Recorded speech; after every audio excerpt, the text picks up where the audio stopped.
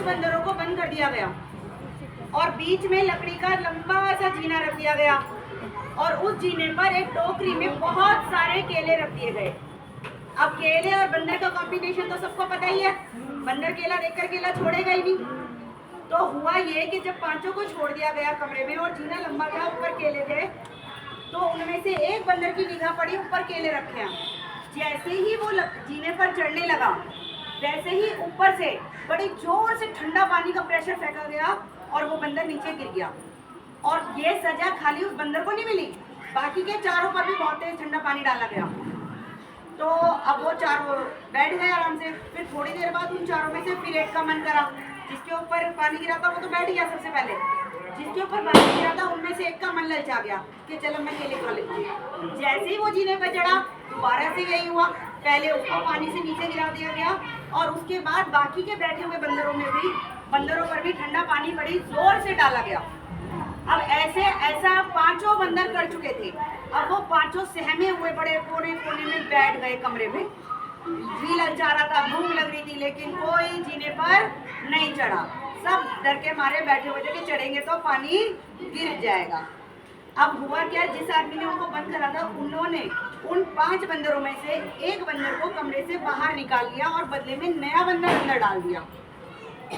अब जो नया बंदर था उसे क्या पता यहाँ क्या हो रहा है, उसे थोड़ी पता यहाँ की कहानी।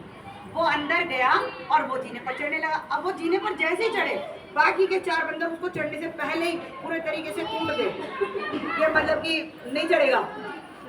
अब वो बेचारा बैठ गया, भाई मार पहले पड़ेगी, मतलब पानी नहीं गिरा दोबारा, पानी 2-3 बार जो पहले गिरा था वही था। अब बाकी के 4 बंदर उसको खींचे और पहले ही मार दे। अब वो बैठे रहे डर के मारे।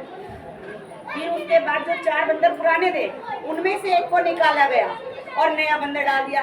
फिर नया बंदर भी यही हरकत करने लग गया, जीने पर चढ़ रहा है केले के लिए, उसको चढ़ने से पहले ही बाकी के चारों खींच के खूब मारते कि मत चढ़, आराम से बैठ जा। ऐसा करते करते जो 5 बंदर जो पहले सजा भोग चुके थे ठंडे पानी की, वो पांचों कमरे के बाहर थे और अभी जो कमरे के अंदर 5 नए बंदर थे, वो पांचों नए बंदर नए थे, जिन्हें ये पता ही नहीं था कि पानी भी गिरेगा। वो सिर्फ इसलिए क्योंकि दुनियादारी, उन्होंने देखा हमारे आसपास के लोग हमें ये काम करने से रोक रहे हैं, तो हमें ये काम दूसरों को भी नहीं करने देना।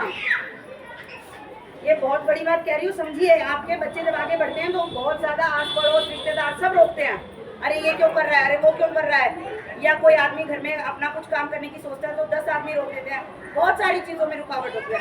तो देखिए, ये एक उदाहरण था कि जो 5 बंदर अंदर हैं उनको पता ही नहीं है कि होगा क्या। वो सिर्फ इसलिए क्योंकि उन 5 ने उनको रोका था, इसलिए वो भी किसी और को आगे नहीं बढ़ने दे रहे और उनको रोके जा रहे और केला नहीं खाने दे रहे, बेमतलब की भूखे हैं। तो ऐसा हमें नहीं करना, हमें कोई रोके जब तक हमारे खुद सर पे ना पड़े, जब तक हमें खुद ना हो। क्या पता हमारी हिम्मत ज़्यादा हो, हमारे अंदर ताकत ज़्यादा हो तो हम वो काम कर जाएं। इसलिए हमें हर काम करके देखना चाहिए, कभी किसी के रोकने से नहीं रुकना चाहिए। जो उपलब्धि हमें पानी है वो हमें पाने की कोशिश जरूर करनी चाहिए। किसी दूसरे की सुन के नहीं रुक जाना चाहिए। कोई औरत घर में ट्यूशन करना चाहती है, कोई सिलाई करना चाहती है, कोई कुछ काम करना चाहती है, तो किसी और की सुनकर रुके ना, अपना करके देखे, क्या पता वो कर ले। ठीक है ना, ये एक छोटी सी बात थी। और इसी से रिलेटेड दूसरी बात ये थी कि हम सब बहुत बीमार पड़ते रहते हैं, सब जानते हो, झूठ नहीं बोलेंगे। आए दिन कभी किसी के पेट में दर्द, कभी किसी में दर्द, कभी गैस बन रही है, कभी कुछ हो रहा है, कुछ ना कुछ घर में सबके लगा रहता है। बहाने हो जाते हैं कि अगर बारिश में बिगड़ गए इसलिए हो गया, ये हो गया।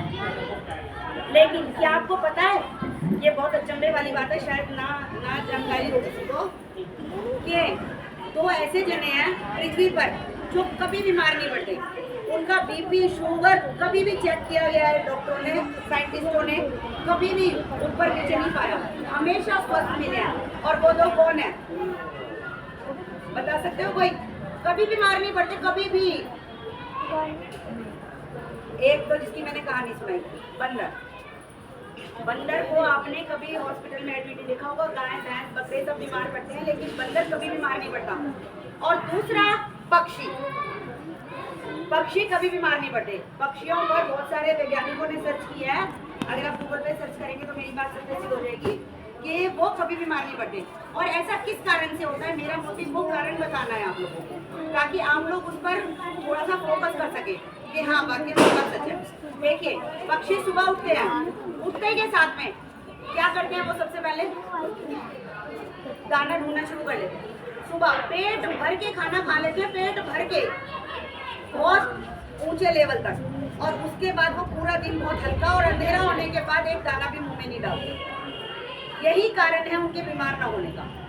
और हम लोग रात होने के बाद तो ये क्या होता है कि बनाना क्या है, ये बनाना क्या है, तो फिर हम बीमार कैसे नहीं पड़ेंगे। हम तो खुद नौता दे रहे हैं बीमारियों को, 9-10 बजे खाना खाकर हम खुद बीमारियों को नौता दे रहे हैं। तो इसलिए हमें अंधेरा होने के बाद बिल्कुल लाइट, बिल्कुल हल्का भोजन, और सुबह पेट भर के, ये जो अंग्रेजों ने नाश्ते की रीत बना दी है ना, जो हमारे घरों में भी चल रही है, सब सुबह नाश्ता कर ले बेटा, नाश्ता कर लो जी, नाश्ता कर लो जी, वो नहीं होना चाहिए। सुबह पेट भर के रोटी सब्जी खाओ, दिन में हल्का लो, शाम को बिल्कुल ना के बराबर। तो सभी अपने घर में, अगर आप यहाँ पर 20 बच्चे जो भी अभिभावक हैं, अगर किसी एक ने भी ये काम कराना हो तो मुझे बताना जरूर, मुझे खुशी होगी कि मेरे बताने से किसी एक के घर में नियम बदला और उसके घर में अब सब स्वस्थ है। अपने आप ही नोटिस करोगे कोई पेट खराब नहीं हो रहा। धन्यवाद।